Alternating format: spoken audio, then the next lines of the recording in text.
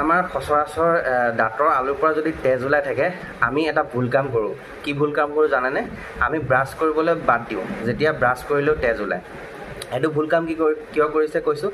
দাঁতৰ ওপৰত যিবিলাক লাগি থাকে লেতেৰা বস্তু সেইবোৰ আঁতৰাবলৈহে আমি ব্ৰাছ কৰোঁ, আৰু সেইবোৰ যদি আমাৰ দাঁতৰ ওপৰত লাগি থাকে তেতিয়া আমাৰ দাঁতৰ মাড়িৰ ক্ষতি কৰে। তো এইবোৰৰ পৰা বাচিবলৈ কি কৰিব? ব্ৰাছ কৰিলেতো তেজ ওলায়। তো মাৰ্কেটত যিবোৰ ব্ৰাছ পোৱা যায় নৰ্মেলি, সেইবোৰ ব্ৰাছ হৈছে একদম পূৰা ব্ৰাছবোৰৰ ওপৰত যিবিলাক এই সৰু সৰু আঁহ থাকে যে, সেই আঁহবোৰ অলপ টাইট হয় নৰ্মেলি মাৰ্কেটত পোৱাবিলাক। কিন্তু মেডিকেল ষ্ট'ৰবিলাকত পোৱা যায় যিটো আল্ট্ৰা ছফ্ট ব্ৰিছেল, যিটো একদম কোমল আঁহৰ যিডাল ব্ৰাছ, সেই ব্ৰাছডাল লৈ পেলাই যদি আমি ব্ৰাছ কৰোঁ তেতিয়াহ'লে আমাৰ দাঁতৰ পৰা খুব কম পৰিমাণৰ তেজ ওলায়।